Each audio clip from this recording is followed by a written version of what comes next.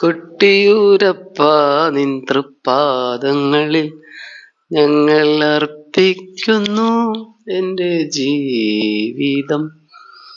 അക്കരെ കൊട്ടിയൂരും ഇക്കരെ കൊട്ടിയൂരും വാണരുളുന്ന മഹാപ്രഭു പാർവതി സമേതനായി ഈ ലോകം കാക്കുന്ന, അങ്ങനെയൊക്കെ പറഞ്ഞിട്ട് നല്ലൊരു പാട്ടൊക്കെ ഉണ്ടാക്കാൻ വലിയ പ്രയാസമൊന്നുമില്ല. അതിന്റെ പിന്നിൽ കുറെ കഥകൾ പറയാൻ പ്രയാസമില്ല. അത് വെച്ചിട്ട് കുറെ ജനങ്ങളെ പറ്റിക്കാൻ പ്രയാസമില്ല. പക്ഷെ എന്ത് കാര്യമായാലും ശരിയായ രീതിയിലുള്ള ആചാരങ്ങൾ, അനുഷ്ഠാനങ്ങൾ എന്താണ് അതിന്റെ പിന്നിൽ എന്നുള്ളതിന്റെ ഉള്ളിലേക്ക് ഇറങ്ങിത്തിരിക്കാനായിട്ട് നല്ലൊരു ശതമാനം ആളുകളും ശ്രമിക്കുന്നില്ല. പണ്ട് വിവേകാനന്ദൻ കേരളം ഭ്രാന്താലയാണെന്ന് പറഞ്ഞു. പക്ഷെ വിവേകാനന്ദൻ എവിടെയാണ് കേരളത്തെ ഭ്രാന്താലയം എന്ന് പറഞ്ഞത് എന്നത് മനസ്സിലാക്കാത്ത കുറെ ആളുകൾ, പിന്നെ വിവേകാനന്ദന്റെ കുറെ ശൈലികൾ മനസ്സിലാക്കാത്ത കുറെ ആളുകൾ അദ്ദേഹത്തെ കൊല്ലാനായിട്ട് ഒരുപാട് തവണ ശ്രമിച്ചിട്ടുണ്ട്. അതേപോലത്തെ ഒരു വലിയൊരു വധഭീഷണി നേരിടുന്ന ഒരു വ്യക്തി തന്നെയാണ് ഞാനും.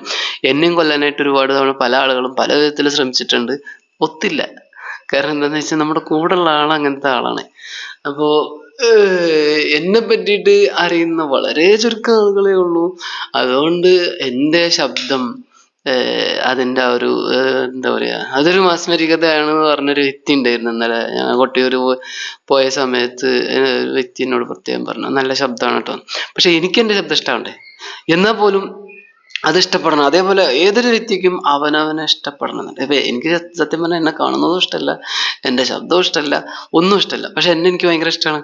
അത് ഏത് രീതിയിലാണ് എന്ന് മനസ്സിലാക്കേണ്ടത് ശരിക്ക് നമുക്ക് നമ്മുടെ ജന്മാന്തരങ്ങളെ കുറിച്ച് മനസ്സിലാക്കുമ്പോൾ മാത്രമാണ് ശരിക്കും മനസ്സിലാവുക. അപ്പൊ അതിനെ പറ്റിയിട്ട് മനസ്സിലാക്കണ കുറച്ച് ഡീപ്പായിട്ട് മുന്നോട്ട് പോകുക തന്നെ വേണം.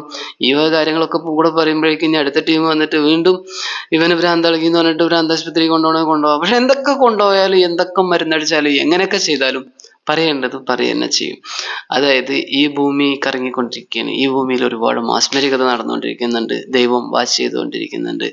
ആരൊക്കെ എന്തൊക്കെ ഏതൊക്കെ രീതിയിൽ ആരോടൊക്കെ ഏതൊക്കെ രീതിയിൽ എങ്ങനെയൊക്കെ പ്രതികരിച്ചാലും ശരി, ചില വ്യക്തികൾക്ക് ചിലത് ചെയ്യേണ്ടതിന് വേണ്ടിയിട്ട് ചില സഹനങ്ങൾ സഹിക്കേണ്ടി വരും. പിന്നെ അവനാൻ ചെയ്ത കർമ്മത്തിന്റെ ഫലം എന്ന് പറയില്ല, അത് അനുഭവിക്കേണ്ടി വരും. അത് കർമ്മം അങ്ങനെ ചെയ്യുകയാണെങ്കിലും അതിന്റെ പിന്നിൽ ഒരു ലക്ഷ്യമുണ്ട് എന്നുള്ളത് മനസ്സിലാക്കുക എന്നതാണ് നമുക്ക് ശരിക്കും പറഞ്ഞു കഴിഞ്ഞാൽ കൊട്ടിയൂരപ്പന്റെ, അതേപോലെ വടക്കുന്നാഥന്റെ, പിന്നെ അങ്ങനെ അനവധി കാര്യങ്ങളുമായിട്ട് മുന്നോട്ട് പോവുകയാണെങ്കിൽ മനസ്സിലാക്കാൻ പറ്റുക.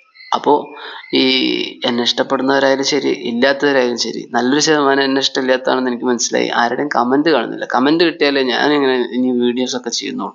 ഇല്ലാന്നുണ്ടെങ്കിൽ ഞാൻ ചെയ്യൂല. ഓക്കെ.